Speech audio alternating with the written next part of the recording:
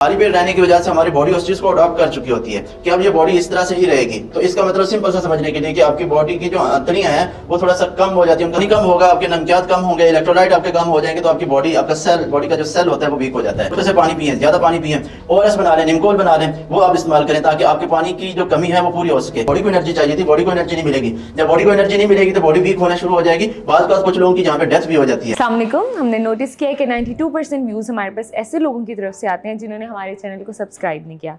तो आज हम मरहम की तरफ से आपके पास रिक्वेस्ट करने आए हैं कि आप हमारे चैनल को सब्सक्राइब करें ताकि हम और इन्फॉर्मेटिव कंटेंट और अच्छे डॉक्टर्स अपने प्लेटफॉर्म पर ला सकें। Thank you. बिस्मिल्लाहिर्रहमानिर्रहीम। अस्सलाम वालेकुम नाज़रीन, मेरा नाम डॉक्टर शफकत रसूल है और मैं हेड ऑफ डिपार्टमेंट हूँ ईस्टर्न मेडिसिन का मिनहाज यूनिवर्सिटी में। पिछले 9 साल से मैं क्लिनिक कर रहा हूँ DHA फेज़ 3 के अंदर। आप अगर मुझसे कंसल्टेशन लेना चाहते हैं तो दिए हुए लिंक पर क्लिक करें। याद रखिएगा, ईद के दिन में हम बहुत ज़्यादा जब खाते हैं तो उससे में डायरिया होता है। डायरिया मतलब वाटरी स्टूल, बहुत ज़्यादा स्टूल का आना, पानी का बहुत ज़्यादा अखराज हो जाना।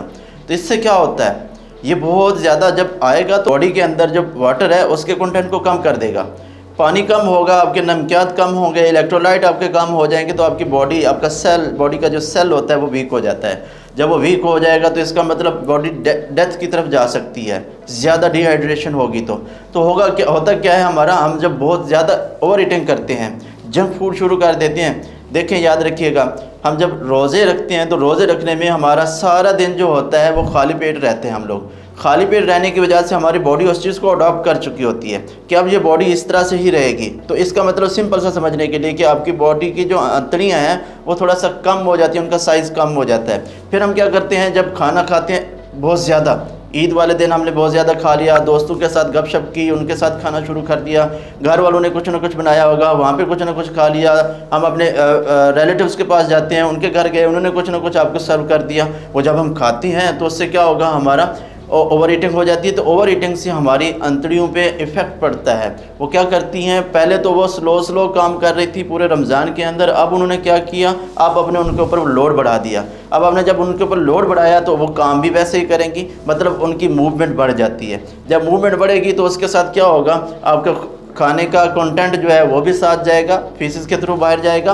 पानी का कंटेंट जो होगा, इलेक्ट्रोलाइट जो होंगे वो भी आपके फीसिस के थ्रू बाहर जाएगा। जब ये जाएंगे तो आपकी बॉडी को कुछ नहीं मिलेगा, बॉडी को एनर्जी चाहिए थी, बॉडी को एनर्जी नहीं मिलेगी। जब बॉडी को एनर्जी नहीं मिलेगी तो बॉडी वीक होना शुरू हो जाएगी। बाज़ कुछ लोगों की जहाँ पे डेथ भी हो जाती है। तो इस तरह की चीज़ों से आपने अवॉइड करना है। जंक फूड से बचना है, ओवर ईटिंग से बचना है, अल्कोहल कंजप्शन से बचना है, कोल्ड ड्रिंक से बचना है, ओवर स्मोकिंग से भी बचना है। इन चीज़ों से बचेंगे तो आपको डायरिया नहीं होगा। दूसरा, अगर डायरिया हो जाता है आपको तो आपको करना क्या चाहिए, वक्फे से पानी पिए, ज़्यादा पानी पिए, ओआरएस बना लें, निमकोल बना लें, वो आप इस्तेमाल करें ताकि आपके पानी की जो कमी है वो पूरी हो सके। और दूसरा जो आपने क्या करना है, आपने सॉफ्ट डाइट लेनी है, ठीक है।